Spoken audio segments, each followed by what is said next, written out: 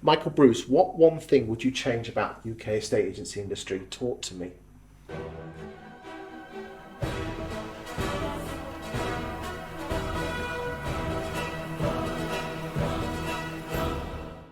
I would change the mindset.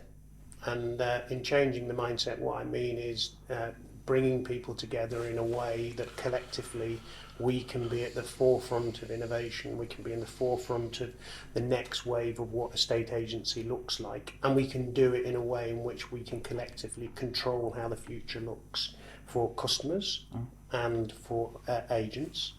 And I think if with agents together and what we're trying to do there with changing that mindset, I think if we can achieve changing that mindset, I think the collective will of everybody involved, and as they all come together, could make a material difference to how our industry looks in the next 5 to 10 years. What do you think are the biggest strengths and weaknesses of estate agency bosses?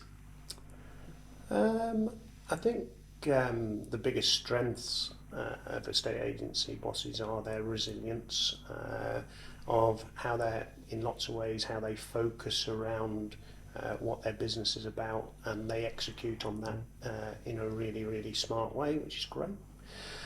I think some of the things that I would say is opening their mind up to the power of technology and innovation and how that can help support them as leaders of their businesses, and how it can support the people who are out there delivering on the ground, and how it can make a real difference to the experience for customers, because ultimately that people no longer care about your product or your service. They only care about how you feel when they engage with it.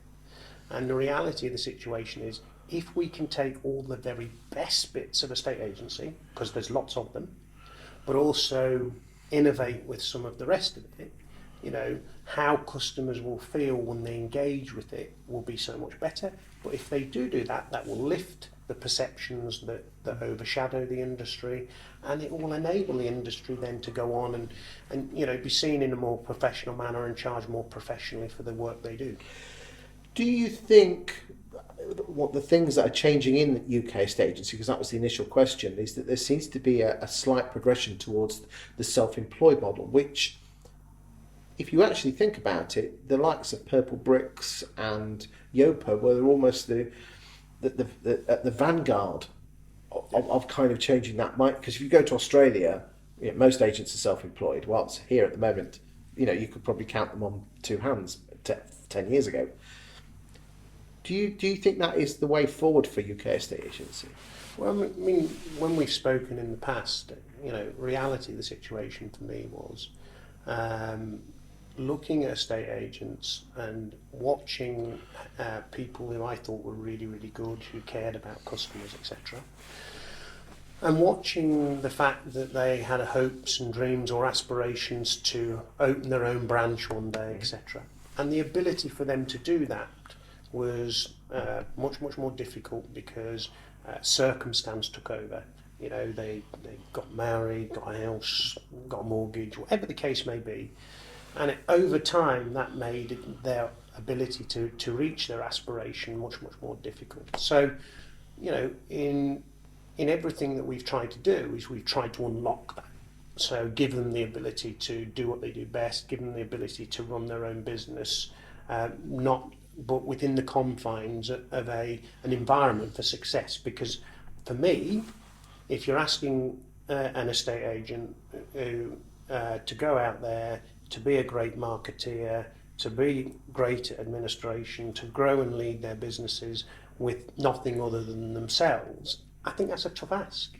So what you've got to do is you've got to give them tools to help them deliver on the stuff that's much more difficult, the heavy lifting stuff, because what they want to do is be sat on sofas, talking to customers, engaging with them, helping them sell their house. That's it. That's what they love.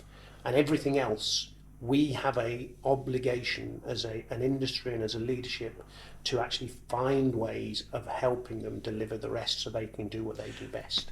Do you think, so are you saying that people are more important than the technology? People are definitely more important than technology, aren't they? Because the reality of the situation is that, when we've talked before about, marketing only gets you, a ticket to the game, Well, the ticket to the game is being sat talking to the customer, and the battleground there has never changed. Technology and innovation's not made any difference to that.